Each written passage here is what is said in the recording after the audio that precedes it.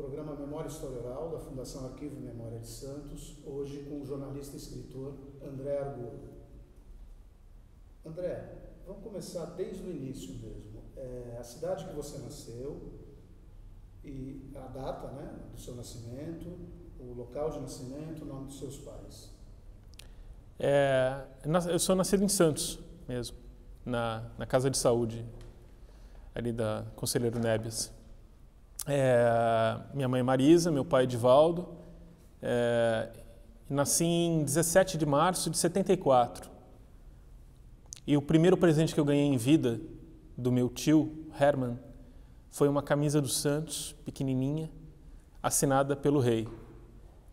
Ao André, um abraço do amigo Edson Pelé. Acho que uma coisa assim que ele... Ó, amigo André. Tem essa primeiro presente em vida. Legal. A profissão dos seus pais? Minha mãe hoje está aposentada como assistente social, trabalhando na prefeitura. Meu pai trabalhou em um monte de coisa, assim, mas ele foi embora da minha vida cedo e depois reapareceu bem tarde. História estranha. De um alheamento do homem com a paternidade que é típico de uma época, né, no nosso país. Acho que hoje a coisa é bem diferente, assim. O homem tinha alguma ideia antigamente de que o filho era o problema da mulher, né? Engraçado isso. Interessante. E você passou a infância onde? Passei a infância um pouco no José Menino, assim, bem no começo, os primeiros anos, na praia, onde meu avô morava. A gente morava com ele. Daí a situação da minha família melhorou, a gente se mudou para um apartamento no Imbaré, na rua Delfim Moreira, num prédio que está lá ainda. E assim, boa parte da minha infância eu lembro nesse lugar, na Delfim Moreira. E depois mudamos a adolescência de novo no José Menino. Você tem irmãos? Tenho uma irmã, Carla. Mais nova, mais velha? Um pouquinho mais nova, assim. Ela é mais velha de cabeça. Ela é mais madura do que eu. Mas ela é mais nova. E o primeiro colégio foi aonde? Primeiro colégio, Marza. Coisa engraçada, porque eu nunca fui rico. Mas o Marza era um colégio de grana, né? E eu ficava ali no meio daqueles sobrenomes, né, da cidade. Marza ali na Costa. O Marza, não, o Marza era no Canal 2. O Canal 2 com a Floriano. Agora tem um prédio lá, né? Mas era ali. Aí depois tinha uma unidade que veio depois, que foi na Marechal Deodoro. Eu estudei a 4ª série ali foi o meu último ano no Marza. Daí mudei para o Liceu Santista. Fui até a 8ª série no Liceu Santista e fiz o colegial no Primo Ferreira, que é o colégio de Estado. E sentindo muito já a diferença. Isso foi, que anos isso? 88 eu fiz a 8ª série, porque era diferente, né? Hoje é ensino médio, vai até o 9º ano. Antes eu fiz isso, assim. O colegial, antes do colegial era ensino, eu não lembro como chamava. Engraçado. Agora é fundamental. Era uma coisa assim, enfim. Fiz até a 8ª série. No Marza até a 8ª série. No Marza até a 4ª série. Daí Liceu Santista da 5ª à 8ª e Primo Ferreira o colegial. Tá. E onde você começou a sentir gosto pela literatura, pela comunicação, jornalismo? Foi no colegial ou já foi antes? Né? No Liceu Santista, na 5ª série, foi o meu primeiro ano lá, apareceu um dia uma jornalista que estava se formando. Eu acho que ela estava fazendo TCC. Eu tinha 11 anos, né? É o que eu posso sacar hoje do que era. E ela fez uma proposta para a minha classe de fazer um jornal. Então, a minha 5ª série C pôde fazer um jornal. Eu escrevi, naquela época, o editorial do jornal. E que eu não lembro o que eu escrevi, mas era um poema. Não era um editorial, era um poema. É engraçado isso, né? Porque eu fiz um jogo de palavras ali, era uma poesia. A intenção foi, sem saber que era um poema. Nessa classe estava a Thaís Lira, que é jornalista da Tribuna, né? A Thaís é minha amiga daquele tempo. Eu acho que o jornalismo entrou na veia da gente naquele dia, naquele momento. Com 17 anos é que eu decidi fazer jornalismo. Eu trabalhava no Banco Real, aqui da Praça Rui Barbosa, que hoje é outro banco, e queria fazer jornalismo e tal, imagina. Então eu já tinha decidido que não ia ser bancário, né?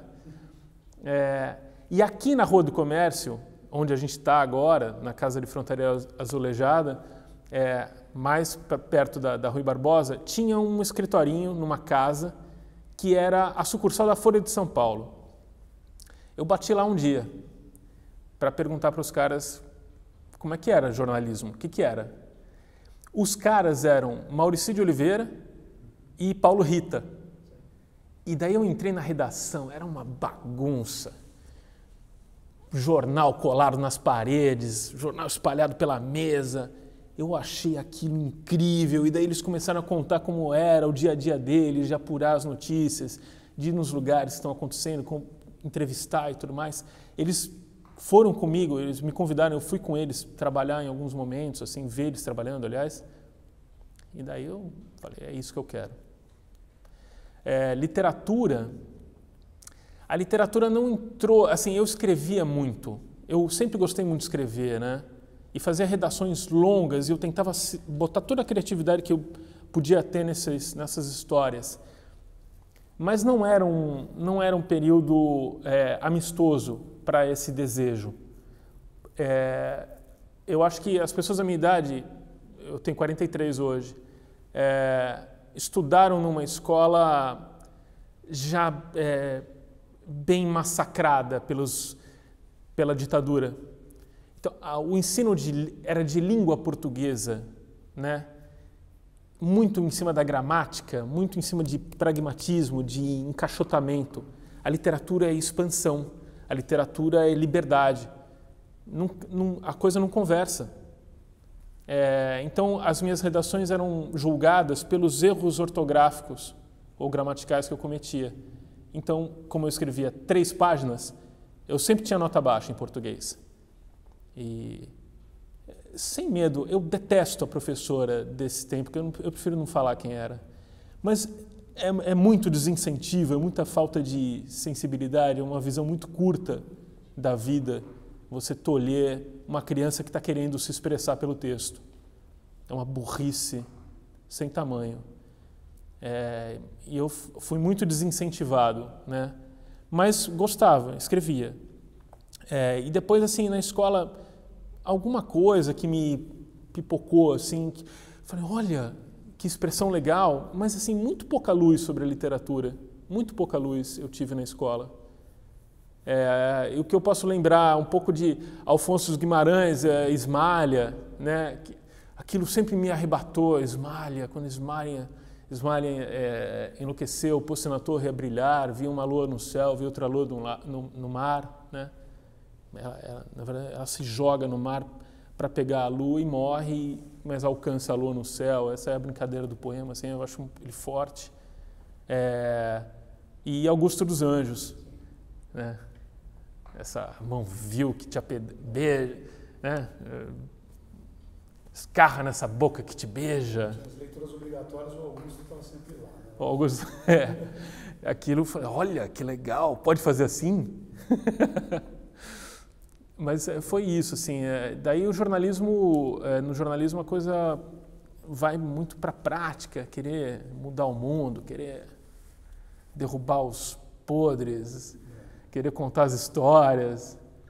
Aí você terminou, você veio aqui na Folha como estudante ainda secundarista.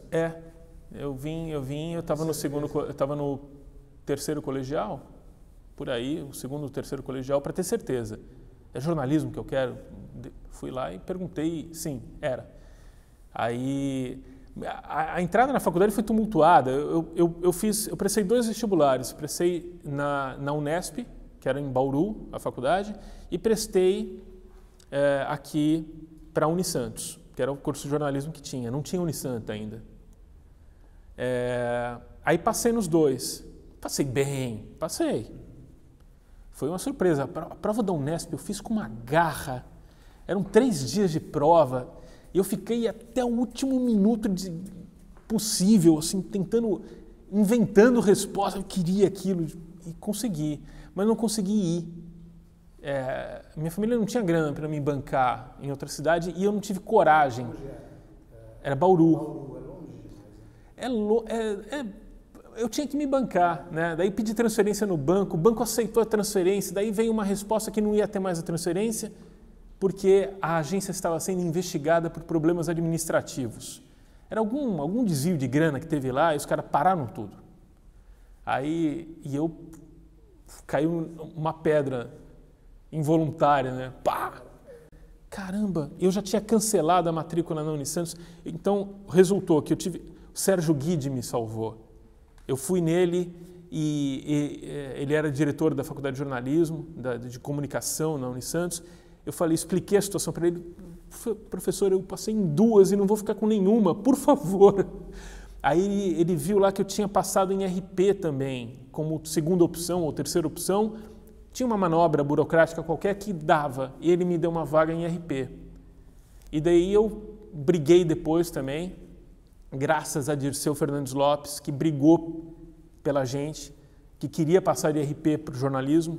Fomos nessa debandada de RP para o jornalismo, 3. Foi mais gente, mas o que eu lembro, eu, Vanderlei Camargo e o Alexandre Góes. Imagina, o Vanderlei hoje é diretor da Faculdade de Jornalismo. Espero que ele esteja podendo proteger as pessoas do mesmo jeito, né? E o Alexandre é uma baita cabeça pensante, né? A gente fora dessa, por causa de uma questão qualquer, ainda bem que deu. Aí fiz jornalismo e me formei em 95. Tá, e era ali no Euclides da Cunha, né? No Euclides da Cunha, num lugar que eu nunca mais passei, eu não sei o que tem no lugar, eu não quero ver, porque aquela escadaria é muito significativa para mim, a escadaria da Facus. Quem que era a tua turma? No primeiro ano você chegou a fazer RP ou já foi? Eu fiz RP, daí passei para o jornalismo. Então, minha classe era muito bacana, assim. A Thaís, que eu encontrei, né? A Thaís, minha amiga da 5ª série, que a gente fez o jornal lá na 5ª série, fez o Unisantos. O Alessandro Padim, o Marcos Batista, que é jornalista super atuante, professor de jornalismo, escritor. Eu acho que hoje é o principal cronista da cidade.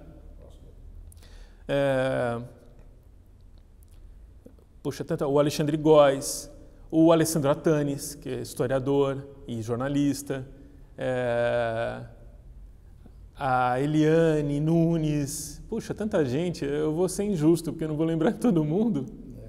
Mas, não precisa ser da classe, pode ser mas que a minha classe foi muito especial mesmo, a galera muito bacana. Os professores que marcaram essa época. João Batista, sim, que a gente estudou menos que devia tudo que ele estava passando ali, né, de teoria da comunicação, ficou tão pulsante, né? O Silvio Bergamini dava umas aulas que para a gente era uma coisa tão distante e estava ali para acontecer. Ele falava de internet quando não era chamada internet. Então, imagina que era uma classe, a gente não tinha computador, né, à disposição ali, a gente escrevia, a nossa redação era com máquina de escrever. Era um outro tempo mesmo, assim, ninguém tinha telefone celular. Nunca aconteceu de um professor, desliguem os telefones celulares. Não tinha telefone celular.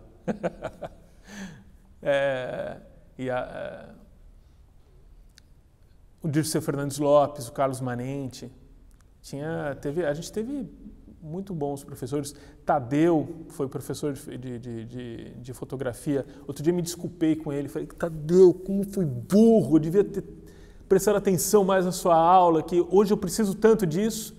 E naquela época querendo escrever, achando que a linguagem fotográfica é altamente jornalística, né? Além de artística. A gente faz faculdade muito novo, né? Eu acho que isso é um pouco torto isso. É um pouco torto. Talvez a sociedade pudesse pensar melhor sobre isso. A gente faz faculdade muito novo, muito sem bagagem.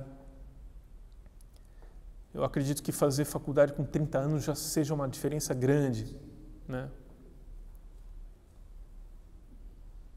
O estudo continuado, né? Você tem uma energia que precisa ser mais bem trabalhada, assim, para ser canalizada. E essa falta de visão que a gente costuma ter quando é mais novo, com 17, 18 anos, que é basicamente sobre a teoria, né? Então a gente se depara com um texto teórico, te dá aquele cansaço, assim, mas tem um monte de coisa ali. O texto não vai facilitar para você.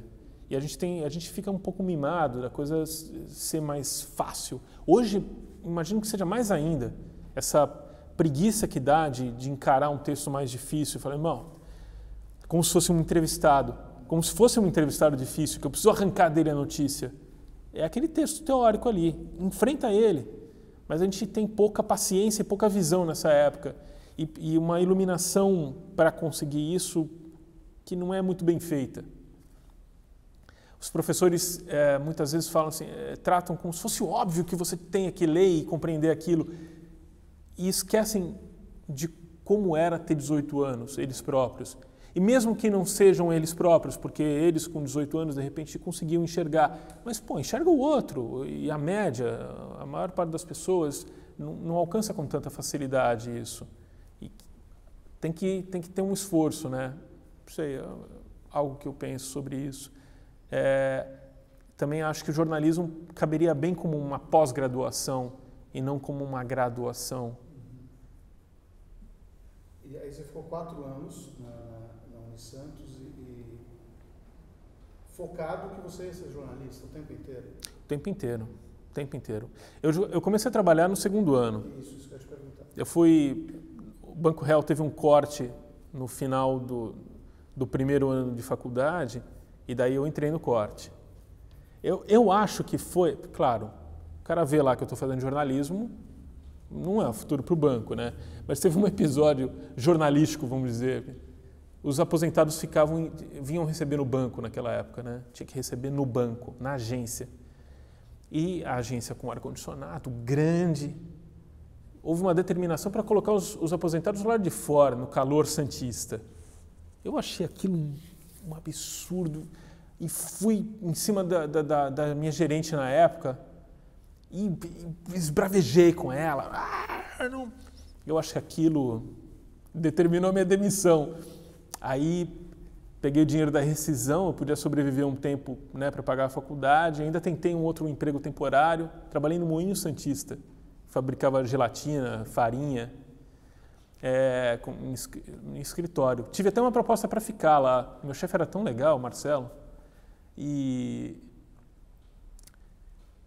daí não fiquei, porque o Vanderlei, que é dessa tropa que passou de RP, esses mercenários, não, como chama? Esses excluídos da sociedade, esses marginalizados que saíram do RP para o jornalismo.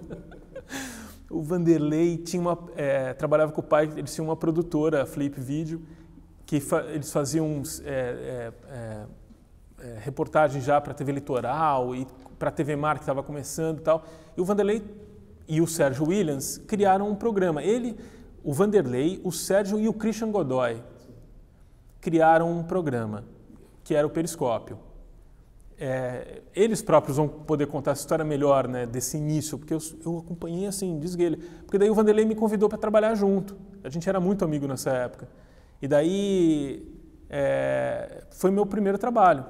eu ganhava $100 em dólar, porque a TV Mar pagava em dólar. Que ano foi isso? Anos 90? Final dos anos 90?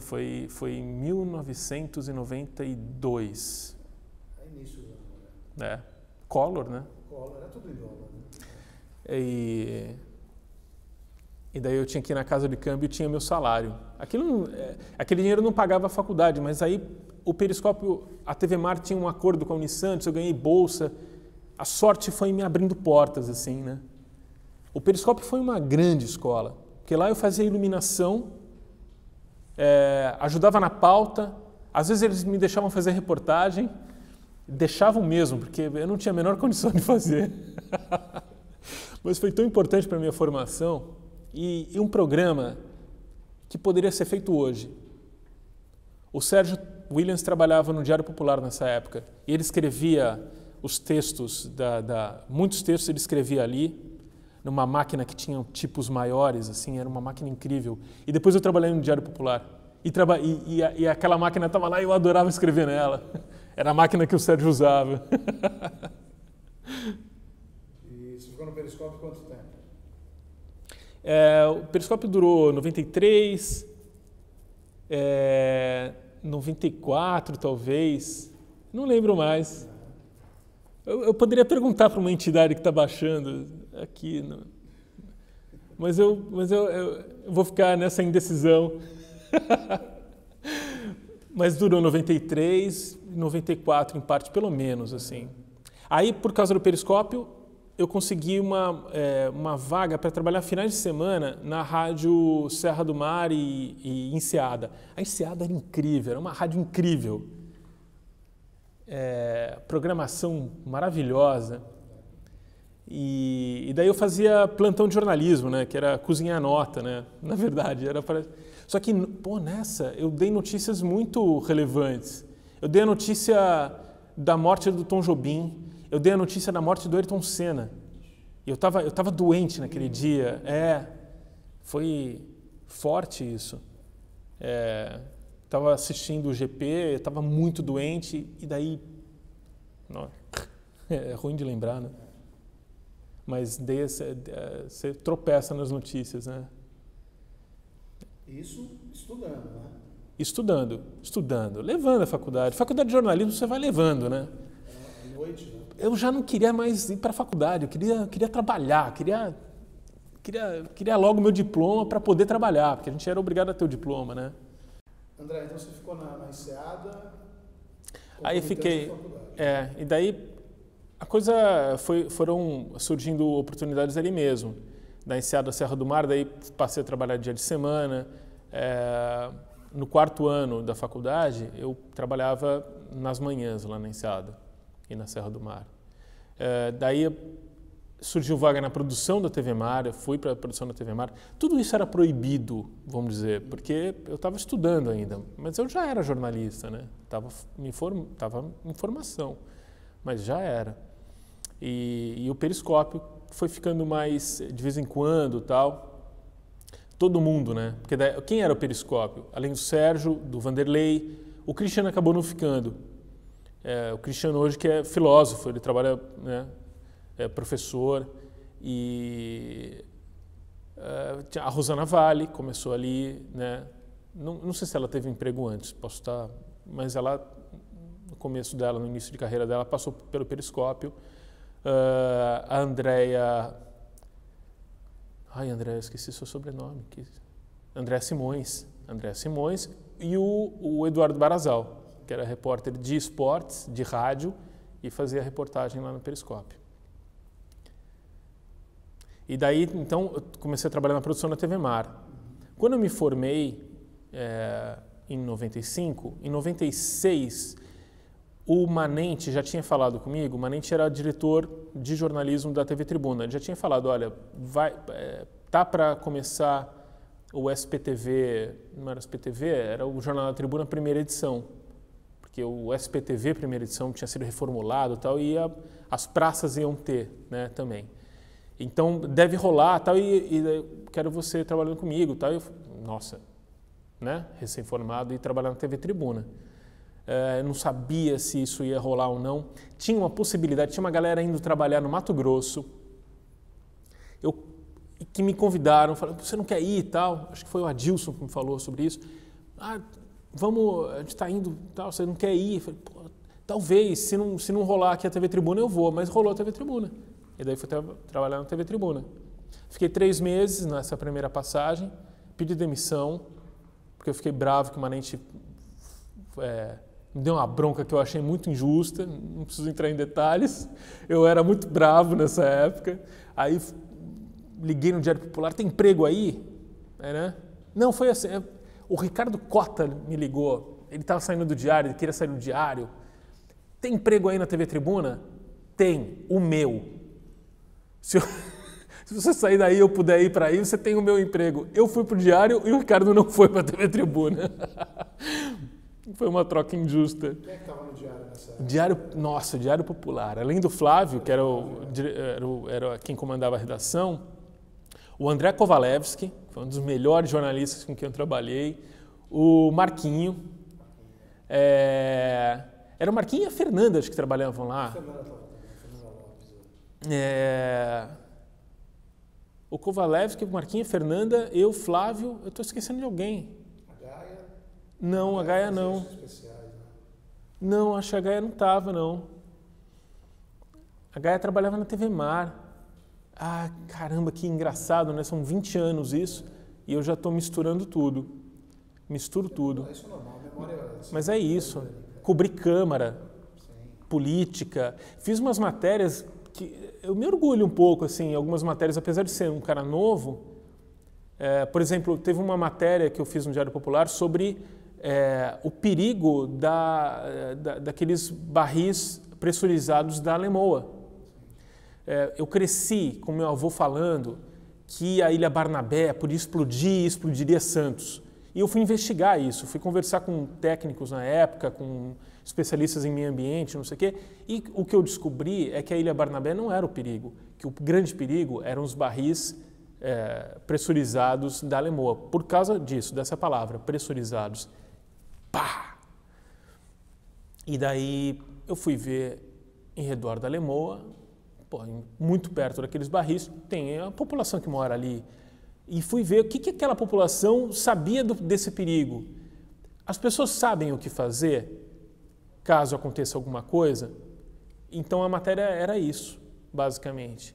Essa desinformação, esse não saber o que fazer. O que a cidade faz? A cidade lida com coisas muito perigosas. No porto, no parque industrial, nesses armazenamentos de produtos químicos. E a cidade sabe o que fazer em caso de emergência? Não sabe, isso foi provado recentemente, né? Então, é engraçado, apesar da relevância de uma matéria como essa, não muda nada, né? A gente joga alguma luz e é o máximo que a gente consegue. Quem pode mudar mesmo as coisas não são os jornalistas e não são os escritores, que são iluminadores das questões, né? Acho que é isso. Aí eu voltei para a TV Tribuna. Aí o Manente pediu para o Paulo Ramos falar comigo e tal, e foi legal isso. O Manente meio que cuidava de mim, assim, ele tinha um carinho bacana por mim, assim, que eu sou muito grato a isso, por isso, né? Aí voltei a trabalhar na TV Tribuna e foi muito bom, porque daí, quando eu voltei, eu acabei me firmando no esporte. O Vladir já tinha saído da TV Tribuna e daí eu fiquei meio que na vaga dele. E daí sob a supervisão direta do Eduardo Silva, que foi meu chefe mesmo. E daí, eu aprendi demais, assim, sobre a postura ética, sobretudo, sabe? Humana, um olhar humano sobre o entrevistado, sobre a minha função como jornalista. Esse olhar humano é o que o Eduardo mais me deu, eu acho. Essa responsabilidade, né? Você é responsável pelo que você está fazendo, toma cuidado, faz com seriedade, né? Acho que foi o que principalmente ele me impregnou. E daí eu tive sorte, porque foi o ano, em 97, o Santos foi treinado pelo Vanderlei Luxemburgo, que era, na época, o melhor técnico do Brasil, tinha sido bicampeão brasileiro pelo Palmeiras, né? tinha revolucionado o futebol, era aquela coisa em cima dele. E daí, por causa dele, eu apareci muito na rede, a rede que era a Rede Globo, a qual a TV Tribuna é filiada. E daí, isso me abriu portas, tá? Eu acabei indo fazer coberturas pontuais em São Paulo, não sei o quê. Fui fazer a final do Campeonato Brasileiro no Rio de Janeiro, que foi Vasco e Palmeiras, daquele ano de 97. E daí surgiu uma vaga na Rede Globo e me levaram para o Rio. Eu fiquei 8 meses no Rio, não me acostumei com o Rio de Janeiro. O Rio de Janeiro não tem nada a ver com Santos. Eu era muito novo, muito imaturo, não soube me virar na cidade com as diferenças e consegui, por sorte, de novo, tinha uma vaga em São Paulo, eu vim para São Paulo e daí eu gostei mais. No entanto, o trabalho na Rede Globo, com algumas exceções e muito honrosas exceções, ele desincentiva a formação do jornalista mesmo. Alguns jornalistas lá eu admiro demais até hoje, né? Vários deles, Palha, o Pedro Bassan, o César Augusto, muitos deles eu admiro demais, assim, que eles conseguiram se firmar como jornalistas, mas é muita tensão, né? Você se confunde entre virar meio uma estrela de cinema, de televisão, e não é, o jornalismo não é isso. Eu não soube lidar com isso. E precisei sair, senão eu não estava num caminho legal. Claro que isso é uma visão assim, de quem tem 20 e poucos anos, né? Quanto tempo você ficou na Globo? Eu fiquei até 2000. Eu fiquei até o GP Brasil de Fórmula 1 daquele ano, que eu já estava credenciado, eles pediram para eu ficar, aí eu cobri e daí saí. Aí, em 15 dias, apareceu outro emprego. Nessa época era assim o jornalismo. Você não queria abandonar o jornalismo, só não queria fazer televisão. Eu queria amadurecer como jornalista, eu queria buscar jornalismo, queria saber o que era isso. Eu não estava conseguindo, ali eu estava perdido nessa questão meio comercial às vezes. O que é isso? Sei lá, a empresa, ela transmite jogos de futebol, que são um produto de entretenimento. E daí, então, num dia, estava acontecendo o campeonato mundial da FIFA, o primeiro, foi realizado no Brasil. A Globo deu as costas para aquilo, porque era um produto da Bandeirantes. Mas era um fato que estava acontecendo ali, e a gente não podia cobrir, porque era um produto comercial da Bandeirantes. Aquilo eu sei, eu entendo toda a questão, mas não é jornalismo, é outra coisa. E daí confunde-se, mistura-se. E eu não gosto disso. Eu não queria, aquilo me encheu o saco mesmo. Já tinha ficado muito aborrecido com a questão, quando a Globo proibiu as outras equipes de televisão de estarem no campo, porque ela era dona do campeonato, então só repórter da TV Globo é que podia ficar no campo para cobrir o Campeonato Brasileiro, eu acho, o Paulista, o que ela tinha. Isso é censura, isso novamente, entendo como um negócio, mas pelo princípio, não quero. Se somaram essas coisas, e a minha imaturidade, enfim, saí. Aí fui trabalhar num site, estava no começo, essa coisa da internet no Brasil, né? Era o Super 11, mas também ali devia ter alguma coisa meio estranha também com relação a dinheiro e tal, porque acabou e os donos sumiram, foi uma coisa muito engraçada isso aí. De um dia para o outro as pessoas foram trabalhar e não podiam nem entrar no prédio, tinha acabado a empresa, sem aviso nenhum. Eu já tinha saído para ir para o Jornal do Brasil. No Jornal do Brasil fui cobrir economia.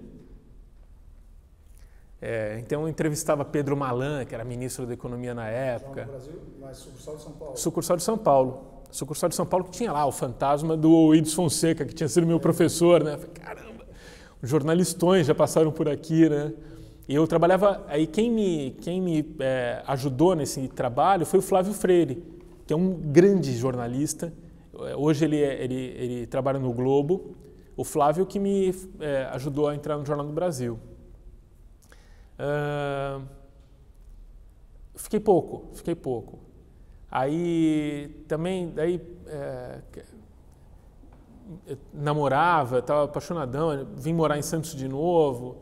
Aí eu falei, não, eu vou trabalhar numa assessoria, que daí eu vou ter mais horário. Nossa, foi uma decisão terrível, eu sou um péssimo assessor. Fiquei 2 meses, daí saí do nada. Tive a sorte de novo, o Expresso Popular estava começando. Aí o Eduardo Silva me indicou para o Márcio Calves. E daí eu vim para ser editor de esportes do Expresso. Eu fui o primeiro editor de esportes do Expresso. E foi uma experiência raríssima para um jornalista. Você começar um jornal do nada, participar desse começo, desse pensamento sobre o que vai ser um jornal, né? Foi uma experiência incrível, muito legal. E a gente ficou rodando jornais que não iam para a rua, só para aquecer, saber como é que funcionava. Saíamos 2 da manhã, 3 da manhã, com o jornal sem estar fechado. Aí foi azeitando, porque tinha um rigor, né? O Márcio é um cara rigoroso, assim. Uma coisa que ficou disso foi essa noção, porque basicamente o que ele passava é o seguinte: o cara vai pagar 75 centavos no jornal, você acha que é pouco? Ele está pagando. Ele não é para ter erro dentro. Não é para ter erro dentro. Tem que ser sério. Erro de língua portuguesa era inaceitável. Eu achava legal isso, pelo respeito por quem está comprando o jornal. Então, aprendi muito com isso. Lia as 8 páginas de tudo que a gente fazia. O time era muito legal. A primeira equipe que tinha lá era o Alexandre Fernandes, a Clair, o Heitor Ornelas e o Luciano Ribeiro. E a gente criou uma amizade dali, né? Sucesso, né? Vende bastante até hoje. Eu acabei não acompanhando. Vende bastante. Mas é um jornal importante para a cidade, né? Acabou chegando, tinha muita gente que não lia jornal e passou a ler jornal por causa do Expresso, né? Isso foi muito legal. A gente levava muito a sério. Fiquei 1 ano. Aí surgiu uma velha namorada, apareceu, que era a TV Cultura. Eu queria muito trabalhar na TV Cultura. E surgiu uma vaga. Um amigo, o Eduardo, ligou para mim e falou: você ainda quer trabalhar na Cultura? Sim, eu quero muito. E eu fui. E daí, na TV Cultura, eu comecei a fazer o jornalismo do jeito que eu queria fazer. No esporte, não? No esporte, mas com contexto. Podendo contextualizar o esporte com a vida, que é isso. O esporte é um fato cultural do século XX, muito marcante. E claro que invadindo esse nosso início de 21. Ele é parte da sociedade, como é a música, como é a literatura. O esporte é muito, né, relevante. E com essa relevância que a gente tratava ali, não com a cobertura do dia a dia, mas no recontar os grandes fatos, que eram grandes momentos do esporte, era isso. Era recontar grandes momentos do esporte mesmo. Então, um jogo, o que é esse jogo aqui? Quem participou? O que foi para aquelas pessoas? O que está acontecendo no país naquele instante? Eu fiz matérias muito legais, assim, e fora coberturas, assim, Rally dos Sertões. A gente fazia um documentário sobre o que era aquela edição do Rally dos Sertões, que eu fiz o futebol na rota do Rally. Eu fui mostrando o que era o futebol, caras diferentes do futebol, ao longo do país, subindo. Goiás, Maranhão, Tocantins, cruzando o sertão do país, chegando até, né? Muito, muito bacana essa oportunidade, né? E o que eu acho muito que a sociedade acaba perdendo um pouco é que esses arquivos das televisões ficam fechados, né? Deveria ter uma coisa um pouco mais imperativa de liberação, né, de acesso aos arquivos, que isso é documento. Esse programa do Rally passou uma vez, foi ao ar e nunca mais foi exibido, né? E tem ali retratos... O arquivo da TV Cultura é famoso, né? pô, muito. Os arquivos de todas as TVs são ricos, né? E eu acho que é um tesouro da sociedade, assim, que deveria ser... Depois de um tempo, acho que ir para outro lugar, né? A nossa memória é de todo mundo, a memória é de todo mundo, né? Não devia ser de uma empresa pública, Deve ter uns pensamentos possíveis sobre isso. Entre o direito e a filosofia, né? Um espaço para pensar sobre isso. Na TV Cultura eu fiquei até 2006. O Grandes Momentos do Esporte foi exterminado. Eu fiquei muito bravo com isso. Eu tomava essas coisas como uma ofensa pessoal. Aí eu falei, não, então agora é isso. Eu vou para Bandeirantes porque eu vou ser mais pragmático e tal. Na Bandeirantes eu passei um ano, assim, mas não foi bom para mim, não combinava com... São Paulo também. Em São Paulo, trabalhando com esporte. Apesar de estar trabalhando com amigos, não era não é um produto, uma filosofia de trabalho ali, de jornalismo que eu me encaixo, não dá muito certo. Eu fui de novo tentar trabalhar numa assessoria, que foi o que pintou para eu poder sair, não deu certo de novo, mas fiz contatos legais, tive uma vivência boa nessa assessoria, né? Que foi com o Carlo Carrenho, porque eu fiz assessoria para uma editora que ele era o publisher, uma editora evangélica. Eu não sou religioso, mas eu lia os livros e tentava extrair deles o que eles tinham de bom para poder fazer o release, e daí teve uma comunicação bacana nisso. Depois eu viria a encontrar o Carlo. Um dia eu recebo um telefone, eu já tinha decidido que não ia ficar na assessoria. Algumas vezes na minha carreira eu simplesmente decidi que não ia ficar e o emprego aparecia para me salvar. Hoje não existe mais isso. Acabou. O emprego no jornalismo está muito raro. Mas até então, esse ano era 2007. Veio um telefonema da ESPN Brasil. Eu era casado com a Andréia, que trabalhava na ESPN Brasil, mas não foi ela que... Pelo que eu sei, né? Mas lembraram de mim lá, a Adriana, que trabalhava no departamento de esportes de ação, que era esportes radicais, chamava, né? Pegou meu telefone e falou, a gente está precisando de alguém que faça para costurar uns documentários aqui de um programa chamado Tris. Cara, foi um presente, mas foi um presente incrível. O que era o Tris? Documentários de esportes praticados na natureza, em torno de parques nacionais. Então eu fui para Tocantins, fui para Chapada dos Veadeiros, fiz um Tris especial que cruzou o sertão do Brasil, no Nordeste, que era um rally de asa delta e paraglider, um rally de voo livre. E eles saíam de um lugar e pousavam pelo caminho, onde dava. Foi incrível por poder conhecer lugares do Brasil que eu nunca mais vou voltar, talvez. Sertão, Brasil de verdade, a variedade do Brasil. A gente não pode esquecer, quando está na cidade, que existe outras referências, né? Outros modos de se viver e de se encarar o Brasil nesse nosso país tão grande.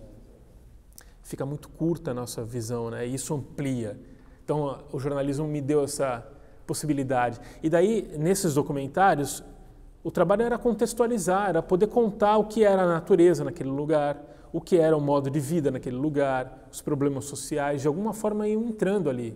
E os personagens, né? Isso tudo ancorado em gente que trabalha em alguma coisa, pratica alguma coisa, enxerga o mundo de um jeito.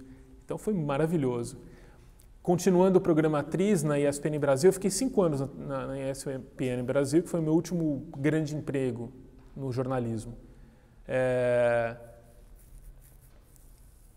Aí eu estudei a vida de Charles Darwin profundamente. Eu acho que eu sou capaz de dar uma aula sobre Charles Darwin por causa daquele programa em 2008, que a gente fez um Tris Viajantes Radicais. Eu refiz o caminho do Darwin, o Charles Darwin, que foi o pai da teoria da evolução das espécies, né, com um livro de 1859. Para ele chegar nessa conclusão da evolução das espécies, numa época né, muito religiosa, de que Deus criou as espécies do jeito que são, de um dia para o outro, não sei o quê. Não, ele foi vendo que tinha uma ciência naquilo, que a genética vem depois por causa dessa teoria, enfim, tem os desdobramentos que a gente vive hoje como se fosse qualquer coisa. Foi ontem. O Charles Darwin fez uma viagem de volta ao mundo num navio chamado Beagle, e ele passa pelo Brasil. Primeiro para num arquipélago chamado São Pedro e São Paulo, só para pescar um pouco e abastecer o barco. Para em Fernando de Noronha, também para a mesma coisa. Não foi para turismo, não tiraram selfies em Fernando de Noronha. Aí param na Bahia, no Rio de Janeiro, depois segue Uruguai, Argentina, vai para Galápagos, e daí a coisa toda acontece, né? Essa passagem no Brasil é muito importante nos diários dele. Esse monte de espécies que a gente tem aqui, ele fica abismado com aquilo. Como é que eu costuro isso com o esporte, num programa né? Então isso é uma coisa que só era possível numa ESPN que tinha o José Trajano como diretor, nos prós e contras que se pode ter sobre a atuação dele, né?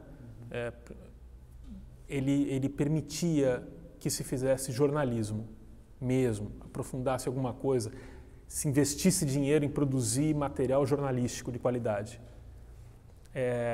Só ali aquilo podia acontecer, e eu tive muita sorte de estar nesse barco, nesse nosso Beagle, né, do jornalismo ali. Pude recontar a história do Charles Darwin por meio do mergulho, por meio de atividades na natureza desse tipo, né?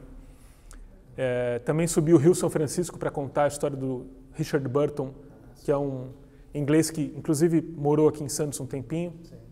Achou horrível morar aqui. Era quente demais, era úmido demais, tinha muito mosquito. Isso também no final do século XIX, né? E daí ele subiu, o maluco subiu o São Francisco inteiro, e eu pude subir o São Francisco e conhecer essa parte do Brasil tão importante. Depois disso, no final da ESPN, eu já estava estava fazendo uma pós-graduação, que é nova no Brasil, uma pós-graduação em formação de escritores e especialistas em produção de textos literários. Então é uma guinada, né? A literatura me arrebatou. Eu já vinha lendo, eu já vinha escrevendo mais e tal, mas eu precisava dessa luz que a pós-graduação, que os professores após tinham para me dar sobre a literatura, sobre as questões da literatura. O que é isso? O que eu tenho que enxergar aqui? Quais são as possibilidades que me apresentam esses textos literários, né? E daí o mundo, cara, o mundo ganha um horizonte que não cabe na minha visão. No Instituto Veracruz? Instituto Veracruz, em São Paulo. Aí mudou tudo, eu fiquei amalucado. Falei, eu preciso trabalhar com literatura, eu preciso estar nesse mundo, isso me faz sentido. Eu reencontrei um sentido para as coisas. Porque também, né, a ESPN foi mudando a natureza dela, né? Assim, enquanto eu estava lá, a razão de eu ter saído foi outra, foi uma encrenca pessoal. Mas é isso, né? A parte comercial invadindo muito, né? Passando a mandar na redação, isso eu nunca aceitei. Eu fui virando, eu sou tão... As pessoas que pensam como eu, muitas delas estão desempregadas no jornalismo hoje, porque a coisa apertou. Ela está muito comercial. Está difícil ser jornalista. E nisso está o meu reconhecimento aos que estão atuando no dia a dia, nessa dificuldade, nessa pressão. Eu entendo o perrengue que é e valorizo e estou dando força. Espero que vocês tenham força para salvar a coisa, porque está difícil. Eu não aguentei, não. As vezes que eu tentei voltar para o jornalismo depois, eu prefiro nem citar agora, porque foram péssimas. Eu realmente estou desencontrado, estou desencaixado nesse momento, né? E estou muito ligado à literatura. Estou trabalhando, estou sobrevivendo, fazendo vídeos para editoras. E nesse momento eu estou empregado, estou trabalhando para a Global Editora, que, olha a coincidência, tem raiz aqui. O Luiz Alves, que é o fundador da Global Editora, é santista. E os filhos, o Richard e o Jefferson, que hoje são diretores da Global Editora, estão tocando a editora como diretores, eles são daqui. Então é engraçado, né? A coisa... Santos é grande. Com certeza. E você descobriu isso logo depois que você fez essa especialização, né? Você tinha que trabalhar na área literária e também começar a escrever. Você já tinha escrito antes? Eu tinha escrito antes, você escreveu, mas o que eu escrevi, aí eu reli o que eu escrevi com a luz que a pós-graduação me deu. Nossa, é impublicável, não dá, é muito ruim. Eu preciso reescrever aquilo, se é que sobra alguma coisa ali, né? Ou mais crítico. Sim, você entende melhor o que precisa ser impregnado lá para ser, né, para ser literatura. Não é qualquer coisa que a gente escreve que é literatura. Qualquer coisa que a gente escreve já é importante. Registro de memória é muito importante e nós brasileiros temos pouca tradição nisso. Eu não sei bem por quê, que mecanismos são esses, mas, em geral, nós todos não damos valor à nossa própria visão de mundo, às nossas experiências de vida. E cada experiência de vida e cada visão do mundo é profundamente importante, infinita, indispensável. A literatura se abastece disso. Mas a literatura é forma, né? Como que eu conto e não o que eu conto. E é isso que precisa ser mais bem iluminado, para ter mais gente produzindo. Não é para vender o livro na livraria, é para produzir literatura no meu prédio. Né? Eu acho que existe o meu idealismo está muito nisso. Nessa possibilidade. E estou tendo as minhas primeiras possibilidade de botar isso em prática em oficinas de criação literária que eu ando dando, e eu fiz muita questão de começar aqui em Santos. A gente está no lugar mais importante do mundo, né? Mas eu tento não falar muito isso para não parecer arrogante, mas Santos é o início do universo. Coisa de santista. Quais as suas influências literárias, assim? Autores preferidos, hoje, de ontem?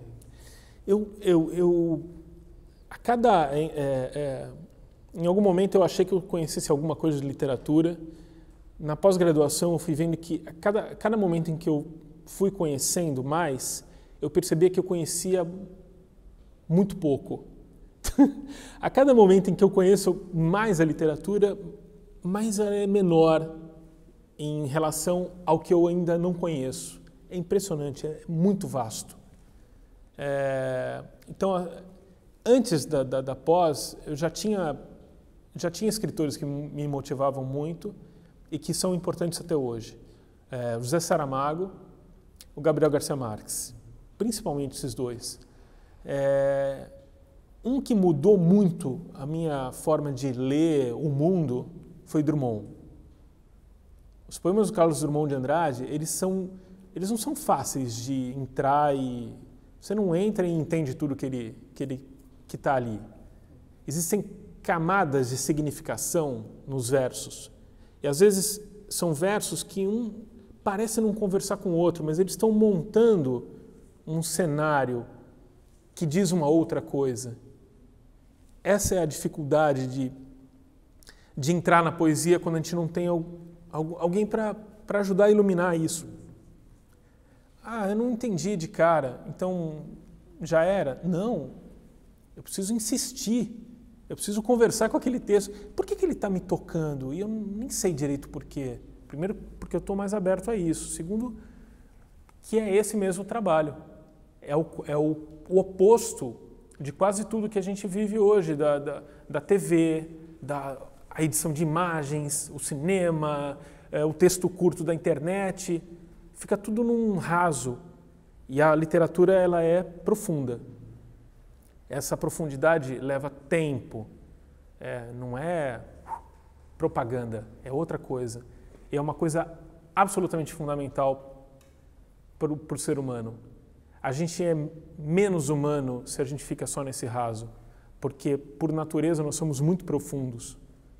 O raso não explica a gente tem que mergulhar, gasta tempo, gasta energia para isso.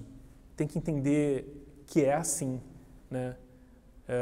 O Drummond foi um mergulho desses, me influenciou muito.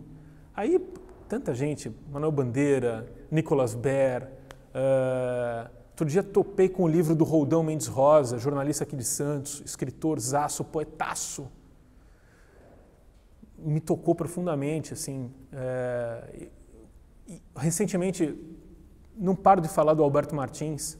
Alberto Martins é santista, escreve a partir de Santos os romances dele. É pouquíssimo conhecido aqui.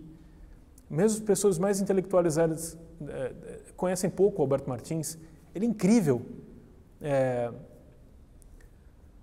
Tá me arrebatando, né?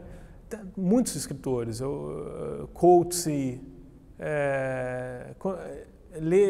eu li do Dostoiévski, eu só li Crime e Castigo, mas é tão marcante, é tão atual, porque por causa disso, desse mergulho na alma humana, né? Não interessa se não tem computador no livro, se não é rápido, não tem carro, não tem nem carro no livro dele, né? É de uma Rússia que não tem carro.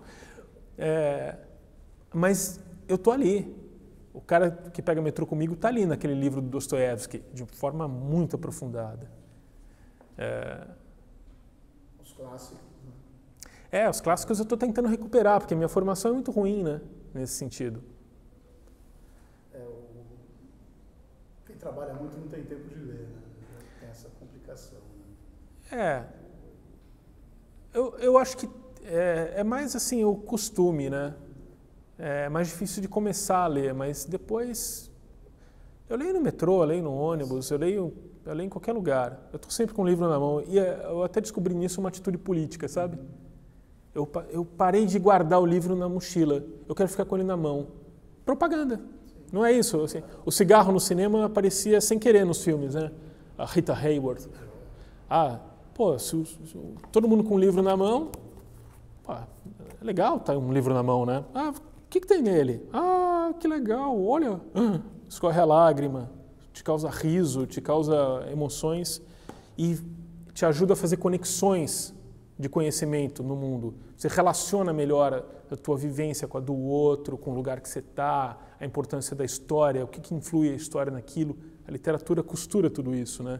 E o hábito de ler ajuda a gente a costurar a nossa vida, enxergar mais. O que não quer dizer que alguém se torna mais feliz com isso. A felicidade é outra coisa. Eu não sei dizer o que é, mas é outra coisa. Ela não está o conhecimento, a expansão da visão, essa capacidade maior que a gente vai ganhando de fazer relações, não nos torna especiais, não nos torna mais importantes do que ninguém. A única coisa é que intensifica a experiência da vida. É isso. Torna tudo mais brilhante, pulsante. Enxergar muito também dói. E por isso que eu digo que não tem muito a ver com felicidade, né? E você começou a escrever, né? Teu primeiro trabalho editado... Está aqui, Por favor, fala sobre ele. Esse aqui é o Vento Noroeste, né? O livro nasceu no curso, durante a pós-graduação de Informação de Escritores. O TCC, vamos dizer, o trabalho de conclusão dele é um livro que vai ser analisado por escritores, professores e tal. O processo é assim, você vai escrevendo e leva de tempos em tempos para a classe, ele é lido pelos seus colegas e pelo professor, escritor que está comandando a oficina ali avançada, e recebe críticas. Eu gostei, mas eu achei que isso, você pretende... As pessoas tentam ler de forma objetiva e subjetiva ao mesmo tempo. Porque tem alguns critérios, né? Você está falando e você está construindo uma imagem, qual é a linha que você está pegando, que ponto de vista é esse que você está impregnando no poema. Não é só eu sinto isso, ponho no poema, ele fica bonitinho e acabou. Poema não é um texto bonitinho. O poema é uma condensação de ideias e uma formação de imagens de forma concisa, que quer dizer uma outra coisa também. Basicamente, esse é um poema forte, né? Quando o poeta atinge uma simplicidade nessa condensação toda, aí é o céu. Poucos conseguem. Manuel Bandeira é o grande exemplo disso. Um texto do Bandeira tem uma linguagem muito coloquial, é muito simples, mas ele tem uma condensação de significados muito intensa. É o grande exemplo, acho que, do Brasil nesse sentido, né? Eu não chego nem perto de um cara desse. Mas aí o Décio Pinhatari, que foi um estudioso, foi poeta e foi um estudioso da literatura, ele disse num livro que ele escreveu, chamado O que é Comunicação Poética, ele fala assim, não é porque você não é o Pelé que você não vai jogar bola.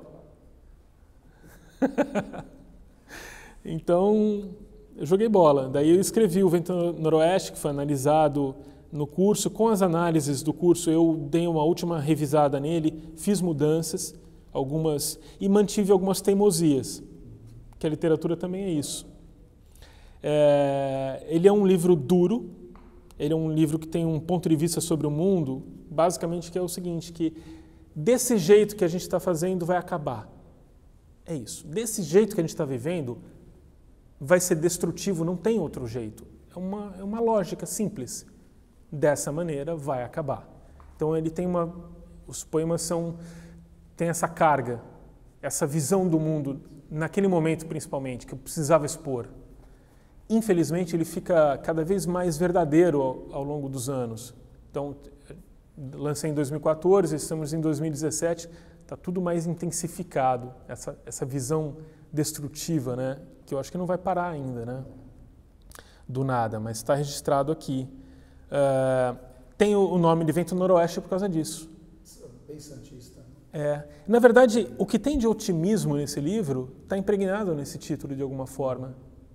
Porque o Vento Noroeste, ele é esse vento que nos seca até a alma, né? Mas ele prenuncia uma virada.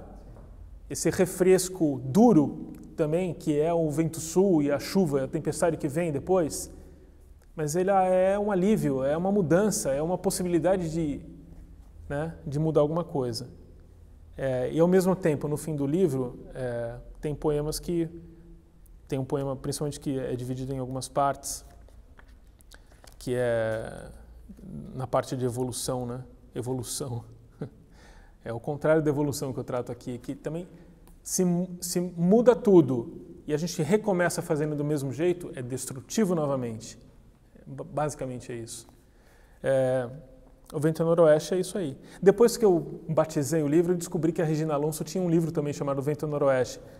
Mas apesar da coincidência do título, são visões diferentes e isso contribui para a visão sobre o que é a poesia. A partir da mesma coisa, você pode ter um desdobramento qualquer, né? E esse ano deve sair outro, que é o Bazar, que eu estou fazendo em parceria com o Heber de Góes, que é meu padrasto e artista plástico. Ele fez desenhos, os desenhos têm uns olhares dentro do livro, assim, são olhares diferentes, são perspectivas, né? São leituras diferentes, o desenho e o texto.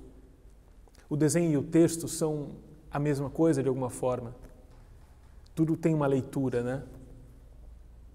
O Heber é um grande ilustrador, um grande artista, sem dúvida.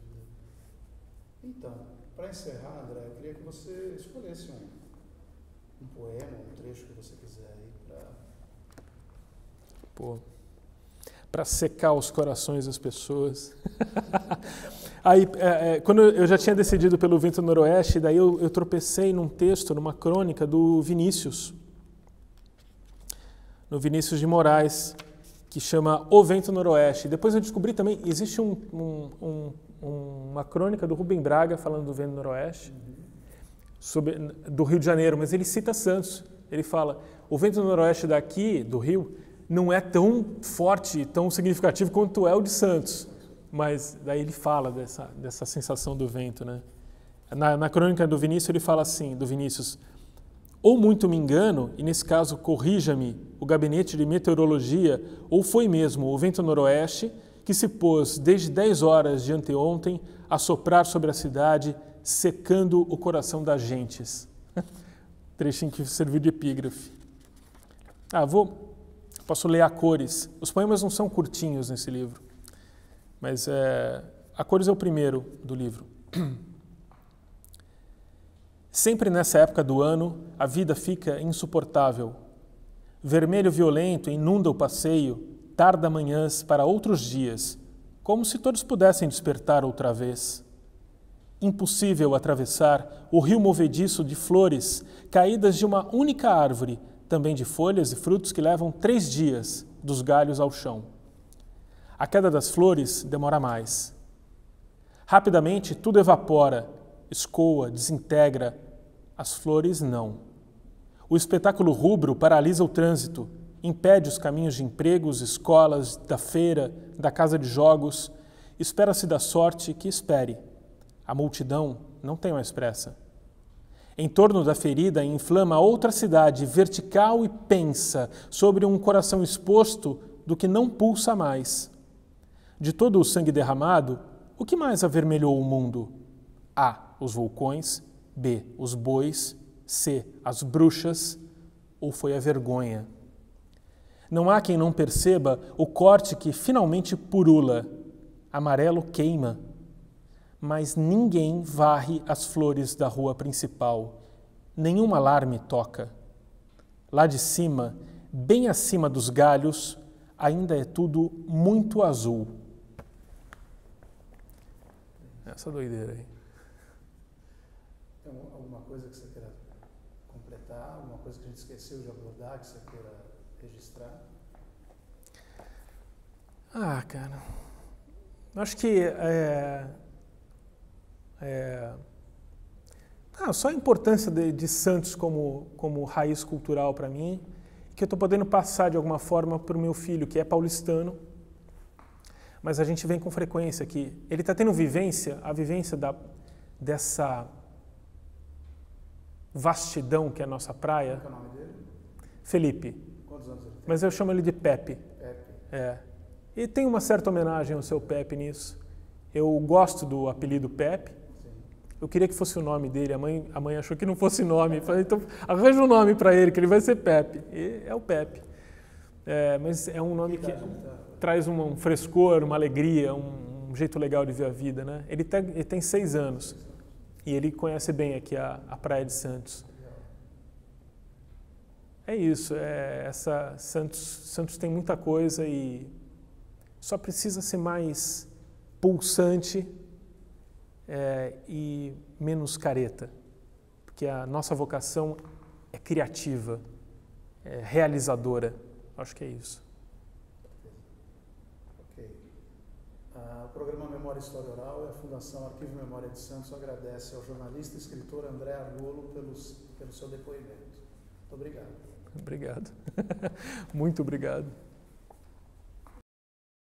Assim caminha a humanidade. Tanto mundo ainda e só tomou café da manhã. Cansa nadar o Atlântico, esse mar de possibilidades.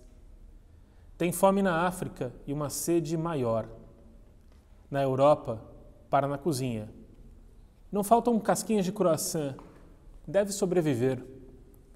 Chegar na Rússia sem casaco, bem que a mãe avisou.